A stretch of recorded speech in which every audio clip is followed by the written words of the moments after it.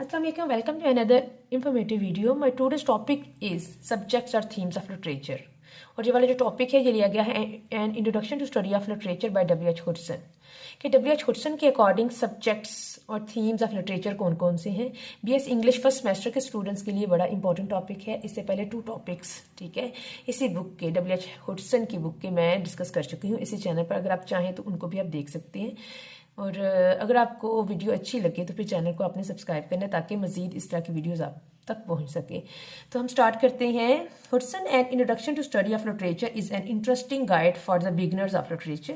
जो इनकी ये वाला जो वर्क है ठीक है an introduction to study of literature, ये जो लिटरेचर के न्यू स्टूडेंट्स हैं ठीक है उनके लिए एक बेहतरीन गाइड है ठीक है। He doesn't simply define the literature in the first chapter.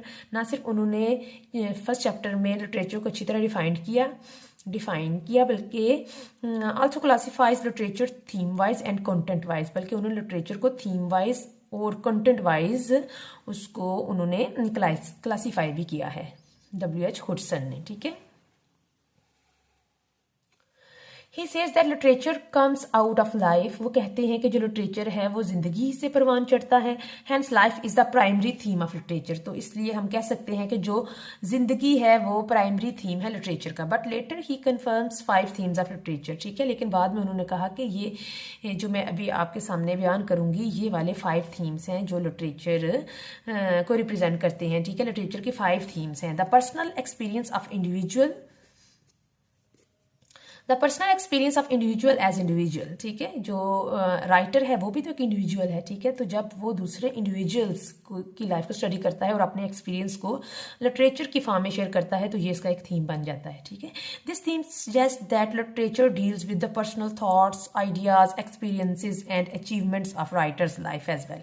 कहते हैं कि जो लिटरेचर है वो ना सिर्फ दूसरों की इमोशंस को, उनकी फीलिंग्स को, उनकी प्रॉब्लम्स को रिप्रेजेंट करता है बल्कि वो पर्सनली जो राइटर है उसकी लाइफ को, उसके एक्सपीरियंस को, उसके आइडियाज और थॉट को भी साथ लेकर चलता है। Whatever experience man is having as individual, he reports all these experiences in literature with enough sincerity ठीक है। जो राइटर है जो कुछ वो जिंदगी में एक्सपीरियंस करता है ठीक है वो बड़ी सिंसियरिटी के साथ, बड़ी लॉयल्टी के साथ वो लिटरेचर में उसको लिख देता है, लिटरेचर की फॉर्म दे देता है अपने इमोशंस को, अपनी एक्सपीरियंसेस को ठीक है। और जो सेकंड इसका सब्जेक्ट है या फिर हम कह सकते हैं थीम है the experience of man as a man ठीक है। बिल्कुल जो जिस तरह का पहला थीम था वो भी ये भी उससे मिलता जुलता ही है। Some experiences of man as man और ऑलवेज द सेम। कहते हैं कुछ एक्सपीरियंस ऐसे होते हैं जो सब लोगों को करना पड़ते हैं जिंदगी में, such as the great common questions of life and death. जिस तरह हर एक को इंसान जिंदगी भी आती है और मौत भी उसको आती है। सिन, गुनाह एंड डेस्टिनी ठीक है। God and the general fate of human race ठीक है। और इंसानियत की जो मज़ाहब हैं या उनका जो किस्मत है, उनकी फेट का जो क्वेश्चन है ये सब के लिए सेम ही है। Literature deals with all these aspects of man's life as man ठीक है। और जो लिटरेचर है वो इस तरह की जितनी भी ये टॉपिक्स हैं उनको बड़े अच्छे तरीके से डिस्कस करता है ठीक है। In this way these form one of the major themes of literature. और इस तरीके से जो इंसान का एक्सपीरियंस है ठीक है, इस तरह के जो कॉमन क्वेश्चंस हैं इंसानी जिंदगी में उनके अबाउट ये एक मेजर थीम बन जाता है ठीक है लिटरेचर का। तो थर्ड इसका थीम है, थर्ड थीम को हम देखते हैं जी। अब the relation of individual with entire social world. जो इंडिविजुअल का जो रिलेशनशिप है ठीक है बैरूनी दुनिया के साथ, सोसाइटी के साथ ठीक है। According to W.H. Hudson literature in fact is revelation of man's relation with the whole world ठीक है। जो राइटर हैं ठीक है इस बुक के वो कहते हैं कि जो लिटरेचर है वो रिवील करता है मैन का जो रिश्ता है पूरी दुनिया के साथ ठीक है। How man acts and reacts to the whole world that literature shows us. ठीक हो गया। ओके जी, थर्ड पर है the external world of nature and और रिलेशन टू इट कि नेचर के साथ इंसान का क्या रिश्ता है ठीक है।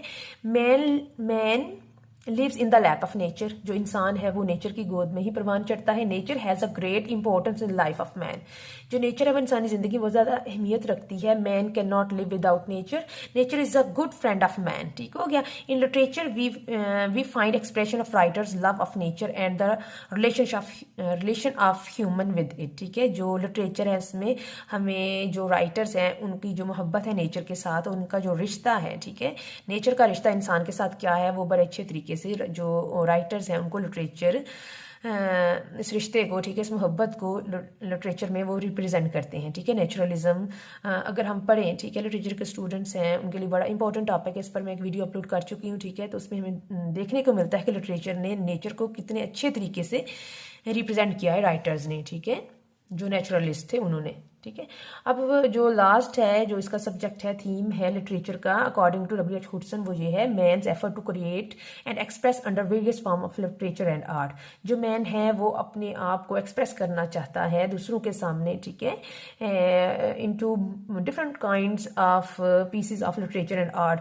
आर्ट और लिटरेचर की डिफरेंट फॉर्म्स को, काइंड्स को यूज़ करते हुए वो अपने जो इमोशंस हैं उनको एक्सप्रेस करता है। इससे मुराद है कि कुछ जो राइटर्स हैं वो पोइट्री का सहारा लेते हैं, कुछ ड्रामा, ठीक है, और प्रोज वगैरह के ज़रिए, ठीक है, अपनी जो फीलिंग्स हैं, अपने जो व्यू पॉइंट हैं इस दुनिया के अबाउट वो जाहिर करते हैं। ठीक है, forms of literature and art का ये मतलब है।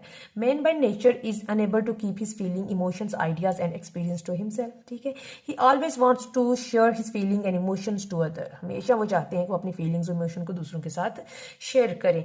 दस man's own effort to create and express under the various form of literature and art forms this theme।